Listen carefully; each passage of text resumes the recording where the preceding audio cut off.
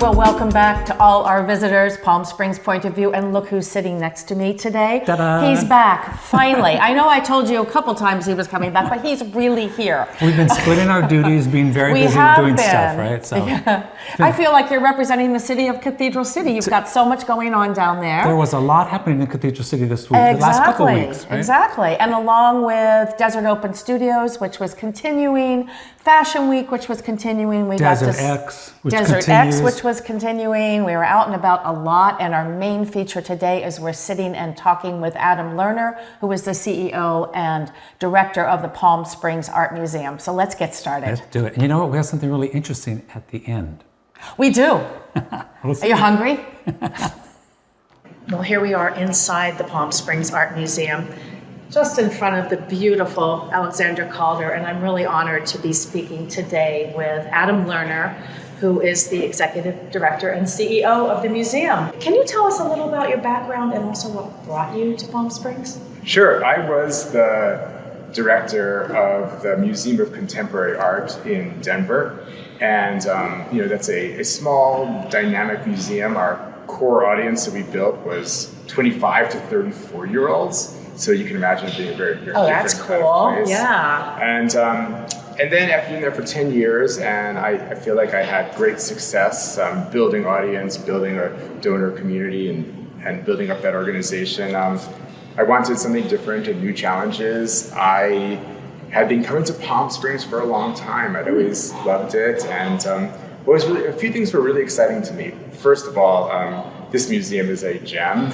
Truly. And absolutely shocking how good it is for a museum for a community of this size. It's just an amazing collection, 14,000 objects, including sort of major works by European and American masters. Yes. And the building is an incredible building to work in. That was very exciting to me. And then I feel like this region and Palm Springs are at this point of inflection, and I feel like we're beginning a new chapter, and I'm really excited to be a part of helping shape that new chapter in our region's history. So tell us a little bit about what, where you see the museum going and some of the new events that have been added. Yeah, well, listen, first of all, museums today are different than they were 10 years ago, even 5 years ago. Mm-hmm. And we are all really looking at how relevant are we to not just a thin segment of our population around us, but to a deep community around us. Like, how relevant are we to the community at large? And I would say that my whole vision for this museum is to be a 21st century institution that's inclusive, that is inviting to all members of our community. And actually, I would say I'm thrilled that we are really successful in doing that, even beyond where I thought we would be at this time. So I'm very happy to report that if you come to the museum, say on a Thursday night, you'll see a great diversity of audience, different ages, different backgrounds. So let's kind of circle back to some of the events. Yeah, well, we started a lecture program called Mixed Feelings, back-to-back lectures on seemingly unrelated topics, and where we'll pair, for example, a leading expert who will speak about early Frank Gehry, and then we partner that with a speaker who will speak about 90s hip hop, and then we have question and answer on both at the same time. Oh, that's cool. And then we have cryptocurrency and English romantic poetry. Or we had desert snakes and Stanley Kubrick. Oh, great. This is great. Yeah. I totally get it. Yeah. Yeah, we had one on, it was a reality TV and the bubonic plague.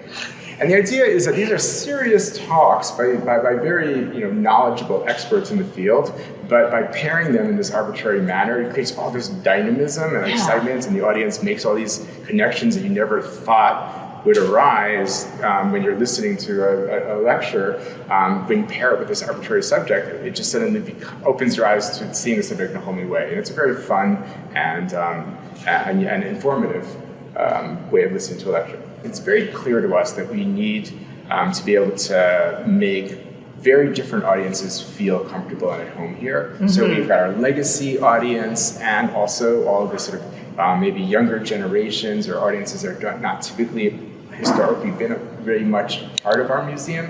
Well, I want to make sure that both audiences feel comfortable. And when you pair things in completely unrelated subjects, what you're doing is you're also speaking to your different audiences.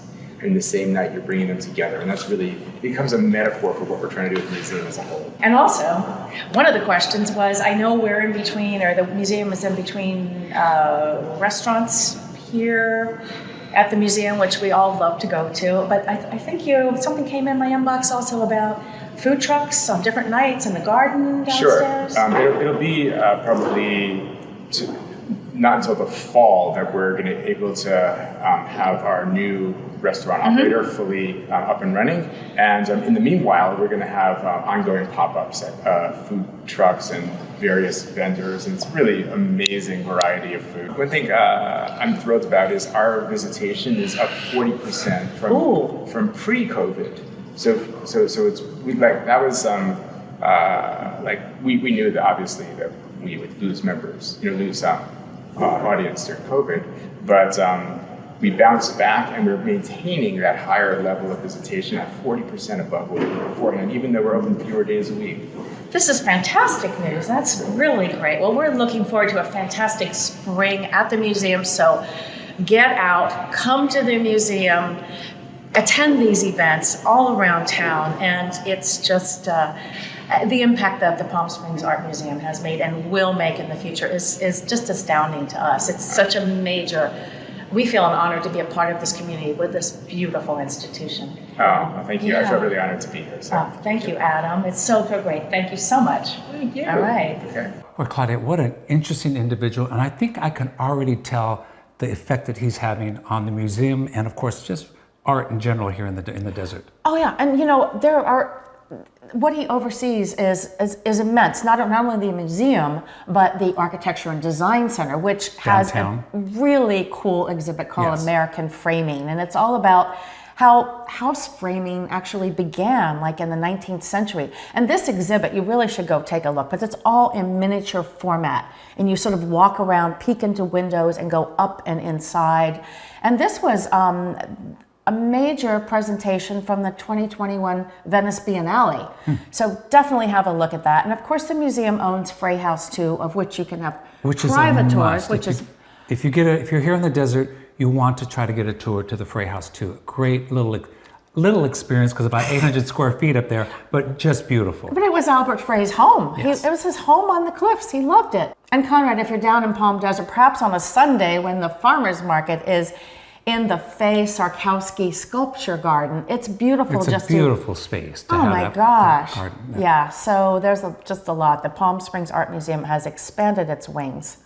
And speaking of art in the desert, Desert Open Studios completed its second weekend of artists, over 150 studios open throughout the Coachella Valley. And Conrad, you had a chance to actually talk with some of the artists, interview them and show their work.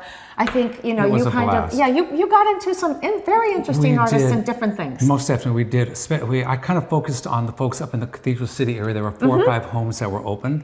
And then because we were doing art, I thought, well, let's go pick up a little bit of desert art to see what was out there. And I spoke to some individuals in the community to see what they thought about that. And then we stopped in very quickly to catch up with the International Jazz Day recording that also happened in Cathedral City. Let's take a look. Okay, let's focus on that and let's say hello. Big shout out to Terry Hastings. Your name again? Brian Boomerstein. Love doing color. The desert's the perfect place for doing art. Most definitely. Yeah, it's been great. Great, thank you. So is buttons one of your thing? Or? I've been doing them for about 1.5 years, and I started buying them to make these snakes.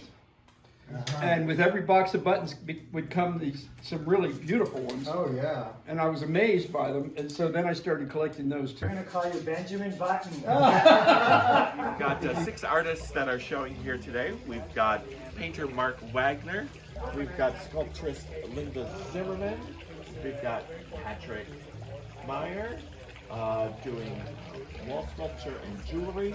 I've also got Daniel Hogan doing glasswork.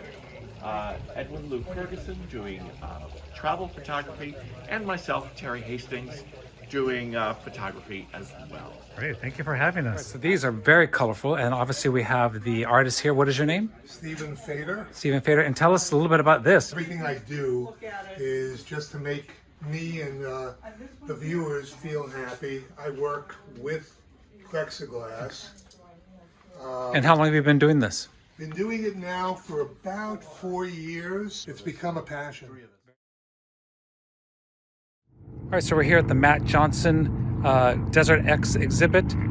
Always interesting to look at. So what are your guys' names? I'm Jonas. Jonas? I'm Wayne. And you from here in the desert? Or? Yes. And you've made it out here. What do you think? What does it mean to you? Well, it's really kind of an interesting take, I think, on consumerism, number one, and all the empty shipping containers that must exist around the world. And you think of how they're just stacking up somewhere. And my takeaway is you would think that there's a way to reuse them, recycle them somehow. So here we are pretty much in the middle of the desert, listening to something. What is your name? I'm Michael. Michael, and what do you think, what are you getting from this? And is it doing something for you? Yeah, I found it very calm just to walk up to and have this voice talking about surviving death. I wasn't sure what to expect. Brought sort of a contemplative thought. All right, great. Thank you much. Yeah, thank you. What do you get from this art? That's the solar panel, right? So I think when it's turning around and then the reflection of it, you kind of see yourself from that reflection. And Okay.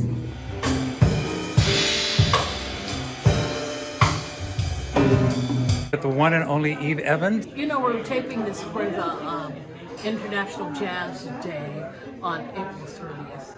And we have other artists that will be on that video, part of a 6-concert series brought to you by the Senior Center here in Cathedral City and the city of Cathedral City. So wonderful, so wonderful, so beautiful, so beautiful. Well, Conrad, you covered a lot of ground in Cat City with all the Desert Open Studios, but the jazz in the desert, yeah, there we go. Very, very busy. The jazz in the desert is going to be really interesting, and I love a lot of those performers. They're fantastic. Yes. Should be a lot of fun. Yeah, that should be great. And now let's just circle back around to fashion, because, you know, Fashion Week was going on all week. There we go. we were everywhere this past couple of weeks. And every night was a uniquely different focus of a designer, designers, or the Sax show, which ended. But you and I were there at Hendrix Row, which is a kind of a take on Jimi Hendrix rock and roll and a lot of Hollywood glam. And we were at the end of the runway. Exactly. Talking about all this. Let's have a look. Well, Conrad, here we are. We are here again. Fashion Week 2023. Night 5. Night 5. It is always so much fun to come to the Fashion Week. There's absolutely. so much great energy here, and of course, designer clothes, fashion clothes. A blast. Of course, and it's a brisk night. I hope everybody dressed warm. We are here at Hendrix Row. This is going to be one rockin' night. One of the things I really like about this show, I think I'm going to like, is that she started off in menswear, and I'm hoping that we have. Well, she started in women's. Women's, and then she moved to men's. That's correct. Both are going to be represented. Yes, I hope. That's what we heard. A little bit of Hendrix, a little bit of Marilyn Monroe. Some great music tonight, also. Yeah. And I want to let our viewers know. I think we've talked about this before in our couple of years that we've been here. yes, you get to see some terrific fashion, but the light show and the music show that goes along with the fashion, it's just so energizing. You can already hear the music now. It's happening. We're moving here, absolutely. right? And you know, we want to remind, again, all our viewers that every show supports a local nonprofit, That's correct. That's a charity, and it's all put together by the amazing Bobby Lampros. Exactly. And the person who we're seeing tonight is Jordan Aaron McKay, and the organization that she's working with is Sanctuary Palm Springs. That Which is is a local great. organization, right? That helps the LGBTQ plus community kids find a safe place. It's quite all right. Come on through. Don't worry. It's quite all right. Things are happening. Yeah, things are happening. People are coming in. It's moments away. We're So the moments away from Sanctuary show. tonight supports the Sanctuary. Exactly. All right, so let's sit back and enjoy this fantastic show. Shall we begin?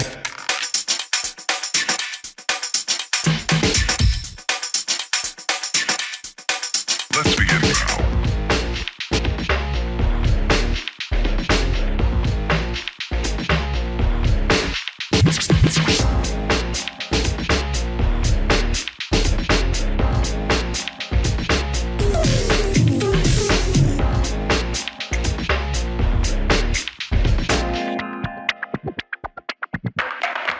Let's begin now.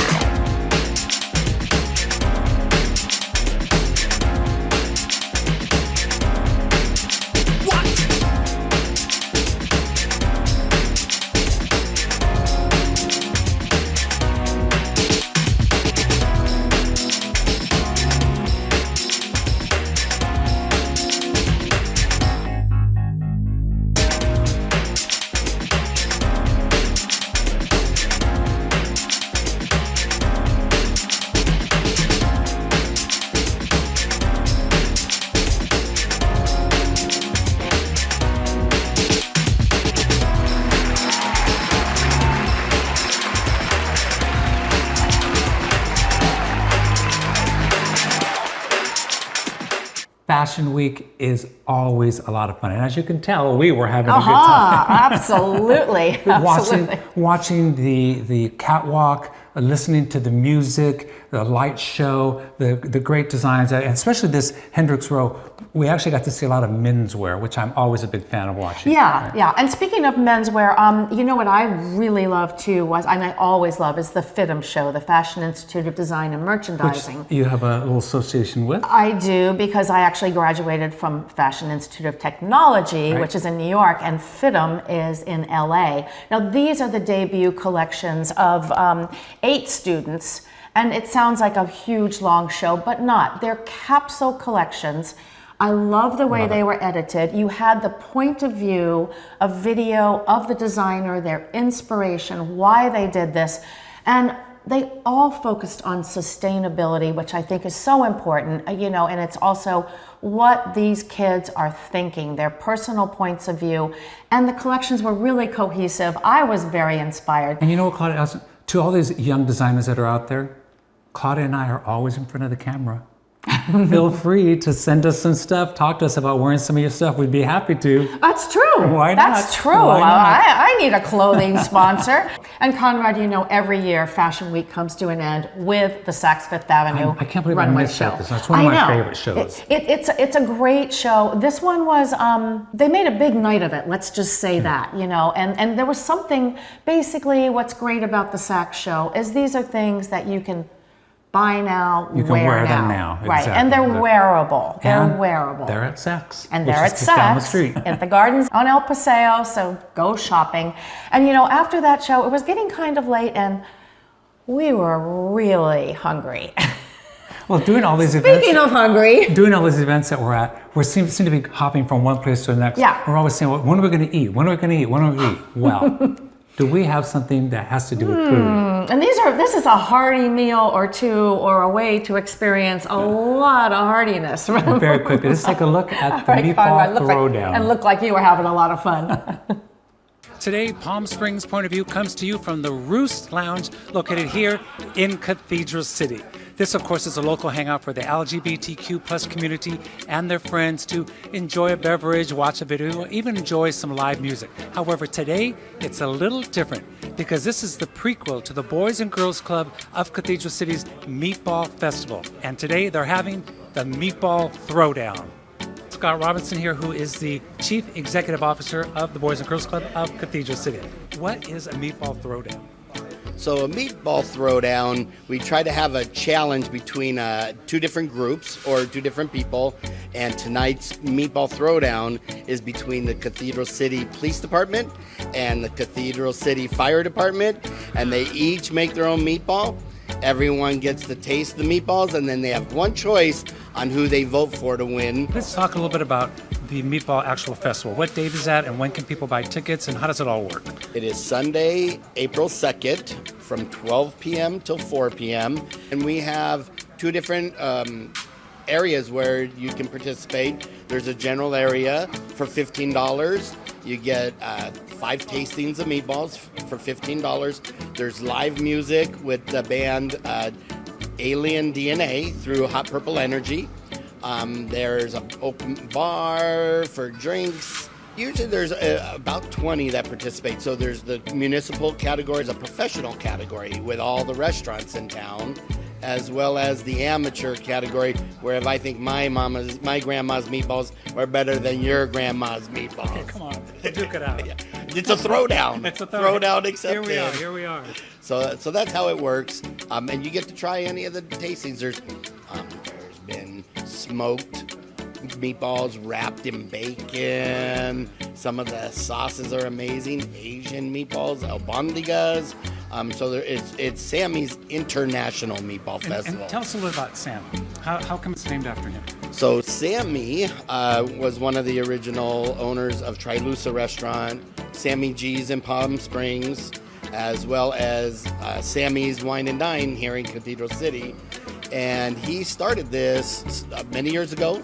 It's our 11th annual with him, but to help raise money for charity and cause. Yeah. So again, the date is going to be when? It is Sunday, April 2nd, from 12 p.m. till 4 p.m.